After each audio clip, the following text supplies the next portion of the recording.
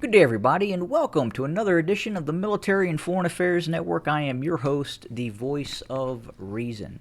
Today, we are continuing our ongoing coverage of battlefield Ethiopia and the continued war taking place inside of the former state of Ethiopia and the environment around Ethiopia as well.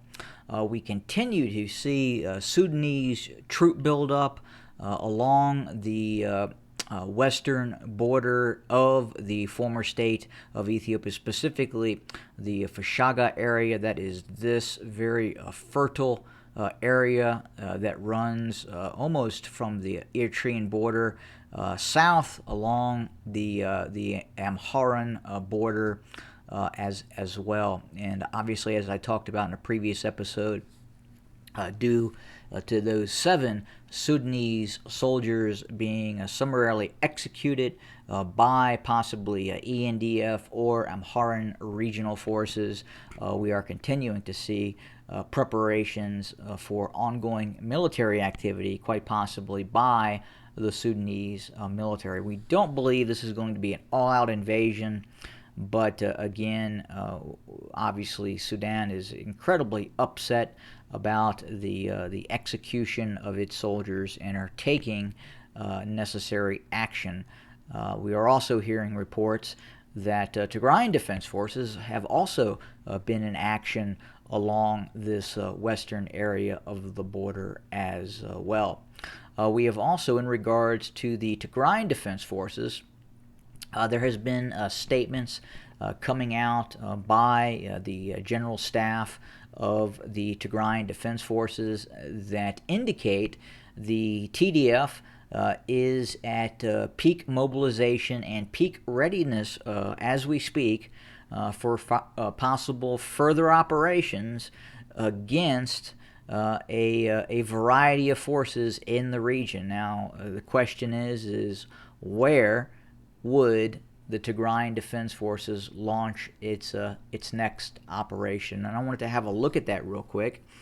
And we had talked in a previous video about the Tigrayan Defense Forces securing areas west of Kobo. Now, here at MFAN, we don't believe this necessarily is the prelude to a major offensive operation by the TDF in the direction of northern Amhara region.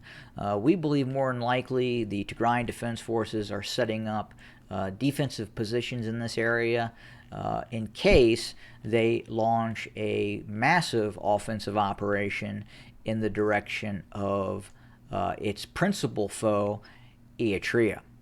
And that makes a lot of sense in terms of the possibility of next options for the Tigrayan Defense Forces.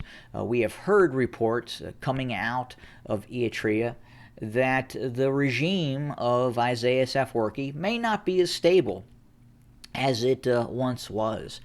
And obviously, Isaias Afwerki is getting up in age, and the possibility of factions within the despotic state of Eritrea vying for power is very much present. And as I talked about before, it could be a factor of the Tigrayan Defense Forces simply kicking in the door, and the whole house of cards of the despotic state of Eritrea could fall. But ultimately, for the Tigray region to establish full independence, which it has de facto independence presently with its own military forces and its own political system within the country, ultimately seizing control of a deep water port in the Red Sea would ultimately lead for a high degree of success for the prospects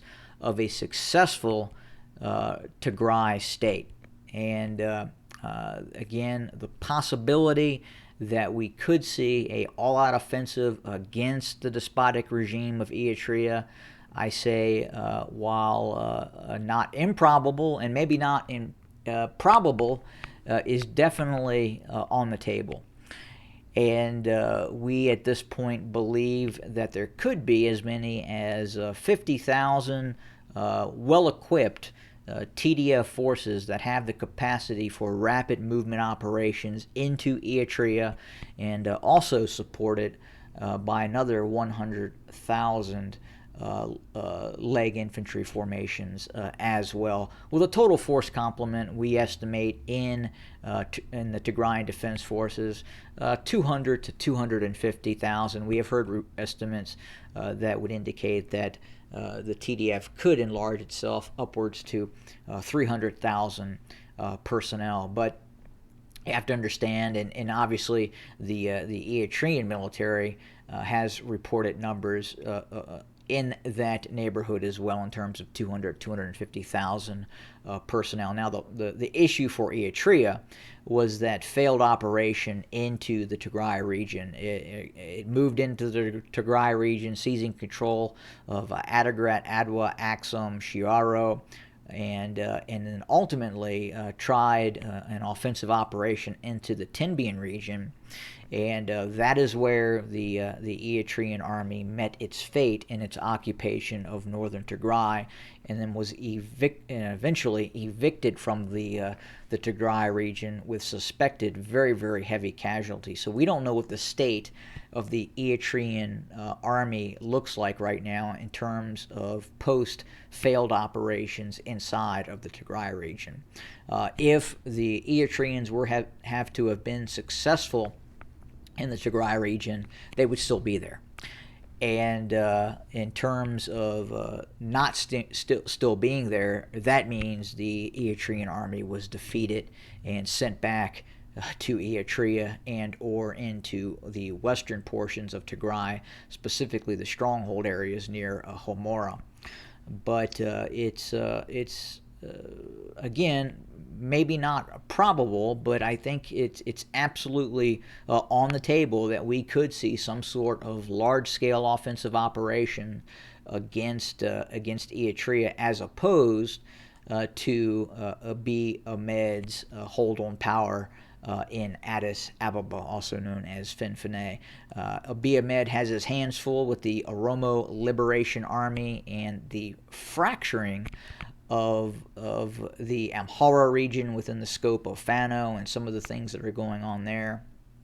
And it looks like the ENDF could be tied down dealing with both issues with the Amhara region, Fano, and the Oromo Liberation Army. Compounding that, now we have issues with the Sudanese military as well. And this may be a very good opportunity for the Tigrayan Defense Forces I have talked about before, by kicking in that door and watching that house of cards of the despotic state of Eritrea fall. And then again, that coveted deep water port along the Red Sea, if we could see some sort of confederation after the fall of the Isaias Afwerki regime, and we could possibly see some sort of confederation, an amicable confederation between Eritrea and Tigray at some point, but kind of getting way ahead of ourselves there. But again, watching things very, very closely on what could happen in terms of the capacity and capability of the TDF and its acknowledgement that it may be at a state of full readiness. We're going to watch this very, very closely and bring you more information as soon as we get it. Thanks for joining us. Have a great day.